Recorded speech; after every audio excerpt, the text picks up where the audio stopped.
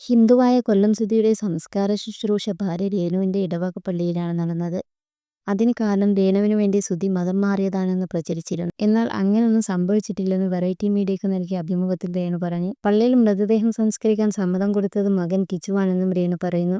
സുധി ചേട്ടനെ ഞാൻ മതം മാറ്റിയിട്ടില്ല. അദ്ദേഹം മരിക്കും വരെ ഹിന്ദു തന്നെയായിരുന്നു. ഷൂട്ടില്ലാത്ത ദിവസങ്ങളിൽ എനിക്കൊപ്പം പള്ളിയിൽ വരുമായിരുന്നു, അത്രമാത്രം. ചേട്ടനെ പള്ളിയിൽ സംസ്കരിച്ചതിന് കാരണമുണ്ട്. മരിക്കുന്നതിന് മുമ്പുള്ള ഞായറാഴ്ച എനിക്കൊപ്പം സുധിച്ചേട്ടൻ പള്ളിയിൽ വന്നിരുന്നു. അന്ന് ബിഷപ്പും ഉണ്ടായിരുന്നു. മരണം വരെ ഞാൻ ഇവിടെ നിന്നോട്ടെ, എന്നെ ഇവിടെ അടക്കണമെന്ന് അദ്ദേഹത്തോട് ചേട്ടൻ പറഞ്ഞു. എന്തുകൊണ്ട് അങ്ങനെ പറഞ്ഞു എന്ന് എനിക്കറിയില്ല. തോന്നൽ വന്നതാണോ എന്നും അറിയില്ല. എവിടെ അടക്കം എന്നതിനെ ചൊല്ലി സംസാരമുണ്ടായപ്പോൾ കിച്ചു പറഞ്ഞു, അച്ഛൻ അമ്മയുടെ കൂടെ പള്ളിയിൽ പോകുന്നതാണ് ഞാൻ കണ്ടിട്ടുള്ളത്. അച്ഛനെ പള്ളിയിൽ സംസ്കരിച്ചാൽ മതിയെന്ന് കിച്ചു പറഞ്ഞു. അവന്റെ വാക്കാണ്. എനിക്ക് ആ സമയത്ത് എന്താണ് സംഭവിക്കുന്നത് പോലും അറിയാത്ത അവസ്ഥയായിരുന്നു. അമ്മയ്ക്ക് വയ്യാത്തത് കൊണ്ട് കൊല്ലത്തേക്ക് ബോഡി ഒന്ന് കൊണ്ടുവന്നോട്ടെ എന്ന് സുധിച്ചേട്ടന്റെ ചേട്ടൻ എന്നോട് ചോദിച്ചു. ഞാൻ സമ്മതം പറഞ്ഞു. അവരെ കൊണ്ടുപോയി അമ്മയെ കാണിച്ച ശേഷം തിരികെ കൊണ്ടുവന്ന് പള്ളിയിൽ സുധിച്ചേട്ടനെ അടക്കി, രേണു പറഞ്ഞു. സുധിയുമായുള്ള പ്രണയകഥയും രേണു വെളിപ്പെടുത്തി. ടമാർ പടാർ ഷോയിൽ സുധിച്ചേട്ടന്റെ പ്രകടനം ഞാൻ നിരന്തരം കാണാറുണ്ടായിരുന്നു. ആ ഷോയുടെ ആദ്യ എപ്പിസോഡിൽ സ്റ്റേജിൽ കാലുകുത്തിയ ആദ്യത്തെ ആൾ സുധിച്ചേട്ടനാണ്.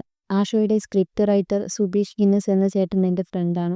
അദ്ദേഹം വഴിയാണ് ഞാൻ സുധിച്ചേട്ടനെ പരിചയപ്പെടുന്നത്. അങ്ങനെ കോണ്ടാക്റ്റായി. ജഗദീഷ് ചേട്ടൻ്റെ ഫിഗർ ചെയ്ത് തുടങ്ങിയ ശേഷമാണ് എനിക്ക് അദ്ദേഹത്തോട് ഇഷ്ടം തോന്നിയത്. പക്ഷേ സുധിച്ചേട്ടൻ്റെ ലൈഫിൽ നടന്ന കാര്യങ്ങളൊന്നും അറിയില്ലായിരുന്നു. സംസാരിച്ച് വന്നപ്പോഴാണ് മോനുള്ള കാര്യവും കുഞ്ഞിന് അമ്മയില്ലെന്നുമെല്ലാം സുധിച്ചേട്ടൻ പറയുന്നത്.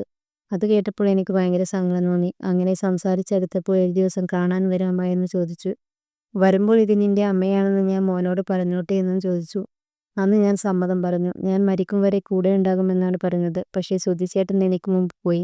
ആദ്യം കണ്ടപ്പോൾ കിച്ചു എന്നെ ചേച്ചി എന്നാണ് വിളിച്ചത്. കുറച്ച് സമയം കഴിഞ്ഞപ്പോൾ അമ്മയെന്ന് വിളിച്ചു തുടങ്ങി. അന്ന് 12 വയസ്സായിരുന്നു കിച്ചുവിന്. എൻ്റെ ആദ്യത്തെ വിവാഹമായിരുന്നു. താലികെട്ട് 7-8 മാസം കഴിഞ്ഞാണ് ഞാൻ എൻ്റെ വീട്ടിൽ അറിയിച്ചത്. കുറച്ച് കൂട്ടുകാരുടെ സാന്നിധ്യത്തിലായിരുന്നു വിവാഹം. വീട്ടിൽ പൊക്കിയപ്പോൾ പ്രശ്നമായി. വേറെ ആലോചന വരുന്നുണ്ട്, ഇത് ഒഴിവാക്കാൻ പറഞ്ഞു. പക്ഷേ ഞാൻ മാറിയില്ല. അവസാനം സുധിച്ചേട്ടനോട് എൻ്റെ വീട്ടുകാർ സംസാരിച്ചു. അങ്ങനെ വിവാഹത്തിന് അവരും സമ്മതം പറഞ്ഞു എന്നും രേണു പറയുന്നു.